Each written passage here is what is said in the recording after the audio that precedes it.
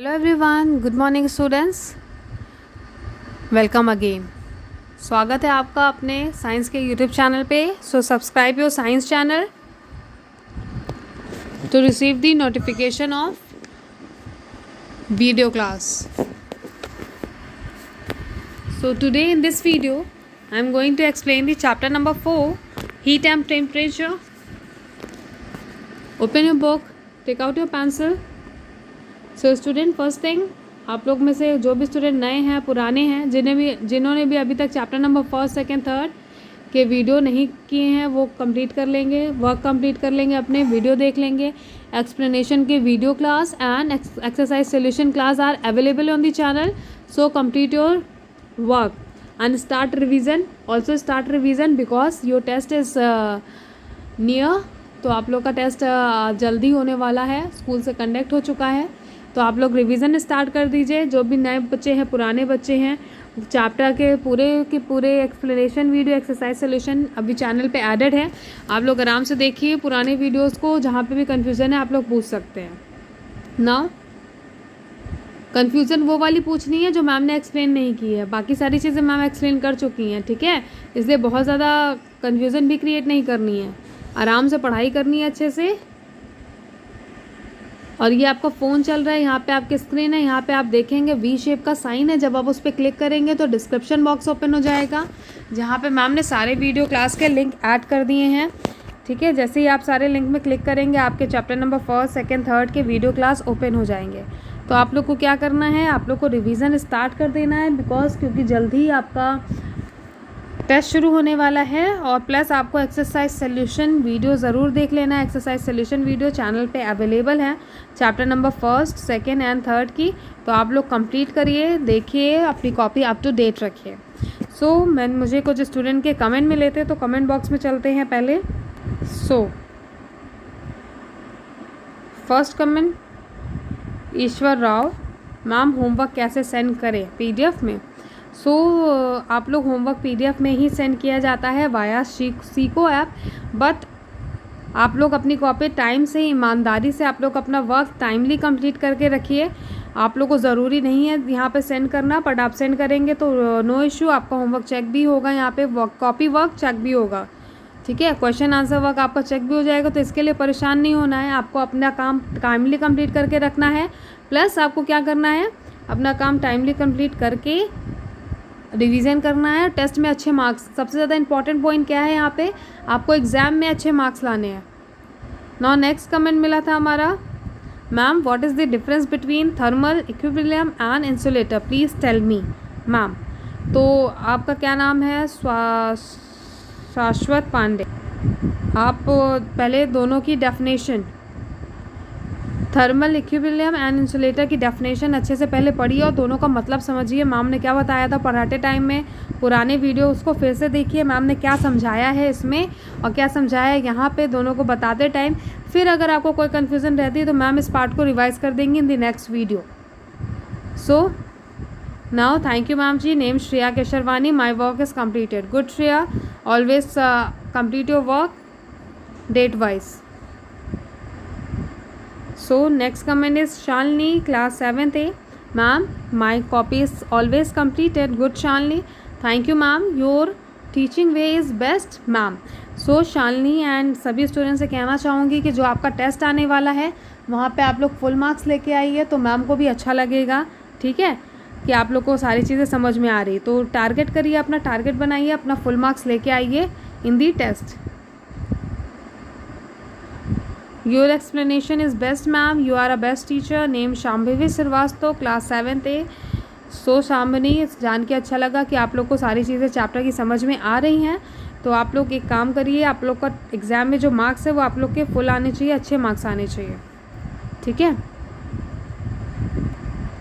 So next comment is Supriya Rao, name Supriya Rao, good morning ma'am. Good morning. Next comment, ma'am I ever studied to you, I never have any doubt. Thank you ma'am, your explaining way is best. So I like this comment because मुझे अच्छा लगा कि आपको एक भी doubt नहीं है और आपको सारी चीज़ें समझ में आ रही है। तो आई होप कि आप लोग के टेस्ट में अच्छे मार्क्स और फुल मार्क्स आने चाहिए, ओके। रिमझिम राय आपके टेस्ट में फुल मार्क्स आने चाहिए। तो आप लोग क्या करिए, थर्मल इक्विलिब्रियम और इंसुलेटर के डेफिनेशन को फिर से पढ़िए। उसके बाद भी अगर समझ में नहीं आता तो I will explain in the next video. Now आप लोग अपनी बुक खोल लीजिए, बुक ओपन करिए और हम लोग चलेंगे chapter explanation. So students, open chapter number 4, heat and temperature. आप सबको पता है इसके बहुत सारे पॉइंट हम ऑलरेडी डिस्कस कर चुके हैं। Starting of point source of heat is already discussed. So in the next page हमने फ्लो ऑफ हीट भी डिस्कस कर ली है। जिस भी स्टूडेंट ने अभी तक पुराने वीडियोस को नहीं देखा वो देख लेंगे, चैनल पे अवेलेबल है। So in the last video हम क्या डिस्कस कर रहे थे, हमारा लास्ट टॉपिक था convection. Convection is the process of transfer of heat by the actual movement of the particles of the medium, like liquid and gas are mainly heated by convection. तो जो liquid and gas है वो convection, उसको एक definition दी गई है। जो heat होते हैं उसे कन्वेक्शन कहते हैं। ये नॉर्मल सा है, क्या है, movement of particles of medium होते हैं, ठीक है। तो ये सब मैं आप पढ़ ही चुके हैं कि एक रॉड हमने अगर कैंडल के नीचे लगाई, वेट, यहाँ पे ये कैंडल है, इसके फ्लेम जल रहे हैं और हमने एक आयरन रॉड, हमने यहाँ पे एक आयरन रॉड पकड़ रखी थी हैंड से। हमने आयरन की इतनी पार्ट ही, इतना पार्ट ही कैंडल को लगा रखा था, बट पूरा आयरन हॉट हो जाता है because particle of the movement, जो वहाँ पे पार्टिकल मूव करते हैं उसके कारण। तो ये सारी चीज़ें हम पढ़ चुके हैं। नाउ हम नेक्स्ट पेज में आएंगे। नेक्स्ट पेज में हमने यहाँ पे देखा ही था कैसे कैसे यहाँ पे एयर जो हमारी थी, ये चिमनी जो हमने एक प्रैक्टिकल के वे में बनाई थी, इससे कैसे जो यहाँ पे शो हो रहा है अगरबत्ती, इसका धुआं यहाँ से निकल के चैम्बर ए से निकलता है, ये सब हम पढ़ चुके हैं। तो आप लोग नेक्स्ट पेज में आ जाइए। So students, next page, application of convection. Point number first, convection causes land and sea breeze in coastal areas. ठीक है, जो वहाँ पे हवा चलती है वो कैसे कैसे चलती है दिन के टाइम पे और रात के टाइम पे, हम यहाँ पे देखेंगे। In coastal areas breeze blows from the sea towards the land during the day. ठीक है, डे टाइम पे क्या होता है, जो ब्रीज होते हैं, हवा किधर से चलती है,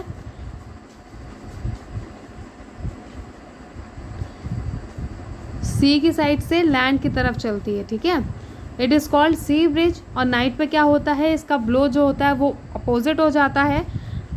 breeze blows from the land towards the sea. ठीक है, लैंड से सी की तरफ ब्लो होने लगती है, it is called land bridge. तो यहाँ पे दो चीज़ें हो रही हैं, क्या, डे टाइम पे क्या हो रहा है, the sea breeze blows from the sea towards the land, and night time पे लैंड से टुवर्ड्स द सी। तो इसको हम लैंड ब्रिज बोलते हैं एंड सी ब्रिज बोलते हैं। नाउ ड्यूरिंग द डे, यहाँ पे डायग्राम में शो हुआ है sea breeze during the day. During the day the land surface heat up faster than the sea. Air above the land becomes warm and rise up. The cool air from the sea blows towards the land to take its place. This is called sea breeze. ठीक है, यहाँ पे दे रहा है क्या हो रहा है, डे टाइम पे क्या होता है, जो लैंड सरफेस है वो जल्दी से हीट हो जाता है क्योंकि सूरज निकला होता है, सन निकला होता है मॉर्निंग में, और इसी कारण से जो हवा होती है, जो कूल एयर होती है, वो लैंड की तरफ ब्लो करती है। और इसी टाइम पे यहाँ पे देख लीजिए नाइट टाइम पे दिया है, नाइट टाइम पे बिल्कुल अपोजिट हो जाता है।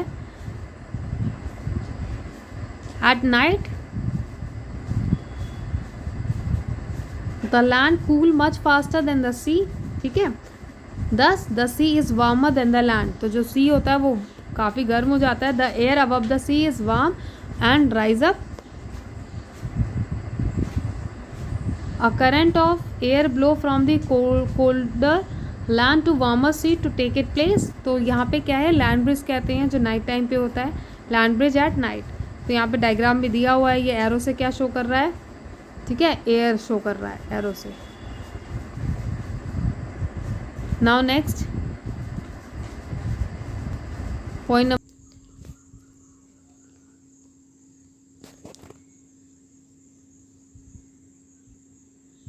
now point number 2, in our homes we have ventilators and window in the room for proper ventilation. ठीक है। तो वेंटिलेटर्स के लिए हम लोग क्या विंडो लगाते हैं, जिससे जो हमारे रूम की गर्म हवा है वो बाहर जा सके और बाहर की ठंडी हवा हमारे घर में आ सके। ठीक है, इसके लिए हम क्या करते हैं, विंडो एंड डोर लगा के रखते हैं। It is because the air that we breathe out is warm and impure as it less dense it moves up and escape through the ventilators seated at a higher level. On the other hand, fresh air being heavy enters the room through the door and window that are provided at the lower level compared to the ventilator. Thus, a continuous convection current is developed from the bottom to the top of the room that keep it well ventilated. ठीक है, तो आप लोग अपने room में हमेशा हम लोग क्या करते हैं, विंडोज़ लगा के रखते हैं, डोर लगा के रखते हैं, बिकॉज जिससे जो रूम की गर्म हवा है जो हम सांस लेते हैं, इनहेल करते हैं तो ऑक्सीजन इनहेल करते हैं, एक्सेल करते हैं तो कार्बन डाइऑक्साइड एक्सेल करते हैं। ठीक है, हमारी बॉडी से निकलती है तो हमारी बॉडी का जो टेम्परेचर है उसके बेसिस में जो एयर हम एक्सेल करते हैं वो भी थोड़ी सी क्या होती है, वार्म हो जाती है। इसलिए वेंटिलेशन का होना ज़रूरी है। जो एक्सेल करते हैं जो गैस हम लाइक CO2 वगैरह एक्सेल कर रहे हैं तो वो कहाँ, रूम पे अपर साइड पे चली जाती है, और जो कोल्ड एयर है वो रूम के नीचे साइड पे रहती है। सो यहाँ पे बस इतनी सी बात बोली है। Now next paragraph, in winter room heater are placed at or near the floor of the room so that the air heated by them rises and set in the convection current in the room, thereby heating the air of room quickly. ठीक है, तो आप लोग ठंड में क्या करते हैं, हीटर को ज़मीन में रखते हैं जिससे जो उसकी गर्माहट है वो ऊपर की तरफ जा सके। ठीक है, तो अब यहाँ पे से हमें क्या चल रहा है, जो हॉट एयर होती है वो हमेशा अपर लेवल पे होती है, जो कोल्ड एयर होती है वो हमेशा नीचे साइड पे होती है। Now point number 4, in room air conditioners are fitted at a height so that the cold air generated by them moves downwards and cool the room. ठीक है, तो एयर कंडीशनर वगैरह कहाँ पे, ऊपर साइड पे लगाया जाता है। AC कहाँ पे लगती है हमेशा रूम पे, स्प्लिट AC वगैरह ऊपर साइड पे लगती है, जिससे हवा जो है वो ऊपर से नीचे, कोल्ड एयर नीचे सेट होती है तो ऊपर से नीचे सेट हो सके। तो ये सब सारी चीज़ों के एक तरीके हैं कि अगर आप रूम हीटर जला रहे हैं तो उसको कहाँ रखेंगे, रूम हीटर ब्लोअर को ज़मीन पे डाउन साइड पे, और जब आप AC और कोई वैसी चीज़ चला रहे हैं जिससे आपको कोल्ड फील हो वो हमेशा अपर लेवल पे लगाई जाती है। ठीक है, this is called science. Characteristic of convection, क्या कैरेक्टरिस्टिक है इसके, For heating using the convection process, a material medium is necessary. It is not necessary that the particles of the medium should be compact. That is why liquid and gases can transmit heat through convection but not solid. ठीक है, तो यहाँ पे क्या बोल रहा है, For heating using convection process, a material medium is necessary. तो यहाँ पे जो है लिक्विड और गैस से क्या हो सकता है, ट्रांसमिट हीट, कन्वेक्शन, हम लोग हीट ट्रांसफर कर सकते हैं। Now point number 2, for transmission of heat through convection, actual movement of particles of that medium is essential. Like यहाँ पे मीडियम किसे बोल रहा है, like अगर हम मूवमेंट ऑफ पार्टिकल्स जो हीट है वो हम लिक्विड के थ्रू करवा रहे हैं तो उसमें जो लिक्विड के पार्टिकल्स हैं, लाइक वाटर हमने लिया या लेमन लिया तो उसमें उसके छोटे छोटे से लेमन्स के पार्टिकल होते हैं ना, तो उसके थ्रू अगर कन्वेक्शन ऑफ हीट ट्रांसफ़र करवा रहे हैं, जब चीज़ें हीटेड होती हैं तो क्या होता है, ये राइज होता है। अगर एक छोटा सा एग्जांपल समझ लीजिए आप लोग, जब आप गैस में पानी गर्म करने के लिए चढ़ाते हैं तो बहुत जल्दी खौलने लगता है, और जब वो पानी खौलता है या आप मिल्क जब भी गैस में गर्म करते हैं मिल्क भी खौलता है तो क्या होता है, ऊपर की तरफ आके बहने लगता है, राइट। मिल्क और पानी क्या होता है, जब बहुत तेज खौलने लगता है तो इसका बाहर जार से या किसी भी यूटेंसिल से बाहर आने लग जाता है, राइट। ऐसा क्यों होता है, क्योंकि मिल्क के अंदर, मिल्क क्या है, लिक्विड है, उसके अंदर जितने भी पार्टिकल्स हैं, मिल्क के अंदर जितने भी पार्टिकल्स हैं वो क्या हो गए, बॉयल हो रहे हैं, उसके अंदर एयर फिल हो गई है, इसलिए वो क्या कर रहे हैं, वो बाहर आ रहे हैं। तो यहाँ पे बस इतनी सी ही बात कही गई है, कंफ्यूज नहीं होना है आप लोगों को। नाउ नेक्स्ट हम आगे आते हैं, radiation. Radiation is a process of heat transfer in which heat passes directly from one body to another without affecting the medium. ठीक है, तो यहाँ पे क्या हो रहा है, रेडिएशन में हीट जो है वो डायरेक्टली ट्रांसफर हो रही है. कन्वेक्शन में क्या हो रहा था, हीट पार्टिकल्स मतलब जो भी हमने लिया है, लाइक जो भी हमारा मटेरियल है, मिल्क है, पानी है, हीट उसी के अंदर है, बट यहाँ पे कैसे ट्रांसफर हो रही है, एक बॉडी से दूसरी बॉडी पे डायरेक्टली ट्रांसफर हो रही है. This means that no medium is needed for heat transfer in the process of radiation. In vacuum heat transfer occurs only by the process of radiation. ठीक है, तो रेडिएशन कैसा तरीका है जिसमें radiation is a process of heat transfer in which heat passes directly from one body to other without affecting the medium. ठीक है, एक ऑब्जेक्ट से दूसरे ऑब्जेक्ट पे डायरेक्ट हीट जाती है. This is called radiation. So यहाँ पे रेडिएशन का एक अच्छा सा एग्जाम्पल भी दिया हुआ है. Point number first, we feel warm when we are in the sun. ठीक है, जब आप सूरज के सामने जाते हैं तो आप गर्म महसूस करते हैं, right. We get heat from the sun through radiation. तो यहाँ पे देख रहे हैं एग्जाम्पल सबसे अच्छा है. सन से आपको कैसे हीट मिल रही, डायरेक्ट मिल रही है ना, सन से हीट निकल रही है और डायरेक्ट आपको अपनी बॉडी में फील हो रही है. यहाँ पे कुछ बीच में कोई ऑब्जेक्ट मीडियम नहीं है जिससे आपको हीट आप तक पहुँच रही है, राइट. आपको डायरेक्टली हीट यहाँ पे फील होने लगती है. We can not get heat from the sun by the conduction और convection as both need a material medium. ठीक है, कंडक्शन और कन्वेक्शन दोनों में क्या चाहिए, मटेरियल चाहिए हीट को ट्रांसफर करने के लिए. नाउ जैसे कि कन्वेक्शन में क्या था, दो चीज़ों को एक साथ ज्वाइन करना पड़ रहा था, राइट. या पार्टिकल्स मूवमेंट हो रहे थे, अगर हमें पानी को खौलाना है तो पानी को हीट देंगे तब जाके पानी खौलेगा. तो यहाँ पे दो चीज़ें यूज़फुल हो रही थी. और सेम अगर बात करें हम रेडिएशन की, रेडिएशन में क्या हो रहा है कि अगर हम डायरेक्टली सूरज भगवान के सामने जाके खड़े हो रहे हैं सूरज के सामने, तो क्या हो रहा है, हमें हीट महसूस हो रही है. However most of the space between the earth and the sun is vacuum, there is no material medium. ठीक है, तो यहाँ पे कोई मटेरियल मीडियम काम नहीं कर रहा है. जब हम सूरज के सामने जाते हैं तो हीट हमें महसूस होगी. तभी हम कपड़ा डालते हैं तो कपड़े डायरेक्टली सूख जाते हैं. अगर कोई मटेरियल मीडियम होता कि अगर आपको ऐसा करेंगे तभी आपको हीट मिलेगी, तो उसको हम कन्वेक्शन कह सकते थे. पर जो कि हमको यहाँ पे हीट डायरेक्टली मिल रही है, इसलिए हम इसे कन्वेक्शन का नाम नहीं दे सकते. This is called radiation. Now point number 2, we feel warm when we sit near a fire. If we hold our hands below a lighted bulb, our hand will feel warm. In this case, we not do get heat by conduction as air is bad conductor of heat. We do not get heat by convection as hot air always rises up, does not move downwards or sideways. So students, यहाँ पे क्या बता रहा है कि जब हम भी अब लोग आग जलती है, कभी आग जलती देखी होगी आप लोगों ने, ठंड में अपने घर में भी जलाई होगी. क्यों जलाते हैं, जब भी हम आग जलाते हैं और उसके फायर के सामने जाते हैं तो हमें कैसा फील होता है, वार्म फील होता है. ठीक है, तो ठंड के टाइम पे हम लोग हमेशा ऐसा काम करते हैं. तो क्या वार्म फील करने के लिए आपके बीच में कोई मटेरियल मीडियम है, आपने आग जलाई, उसके सामने आप बैठ गए, आपको वार्म फील हो गया. ठीक है, ऐसा तो नहीं है कि आप दूसरा उसमें अगर आप अपना दूसरा कुछ ऑब्जेक्ट का यूज़ करें तभी आपको वार्म फील होगा. ठीक है, तो हमें क्या है, यहाँ पे डायरेक्टली वार्म फीलिंग हो रही है. दिस मीन्स दिस इज मतलब इसे हम रेडिएशन कहेंगे. और यहीं अगर कन्वेक्शन की बात की जाए तो वहाँ पे क्या होता है, वहाँ पे बिल्कुल अपोजिट होता है. वहाँ पे मटेरियल मीडियम चाहिए होता है, like liquid and gas. Now in this cases we get heated from fire or a lighted bulb through radiation.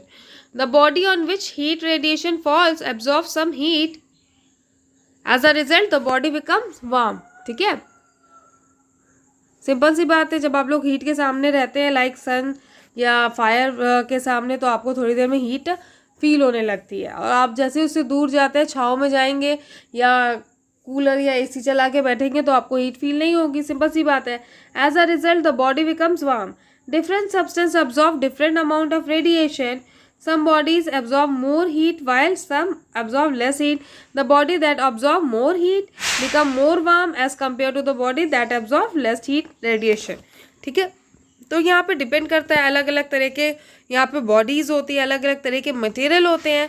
तो रेडिएशन डिपेंड करता है कि किसके अकॉर्डिंग कितना होता है. ठीक है, लाइक अगर हम कुछ आइसक्रीम लेके धूप के सामने रख दें तो वो थोड़ी देर में मेल्ट हो जाएगी. ठीक है, तो वहाँ पे क्या रेडिएशन, डायरेक्ट रेडिएशन में काम किया, हमारी जो आइसक्रीम थी वो डायरेक्टली मेल्ट हो गई।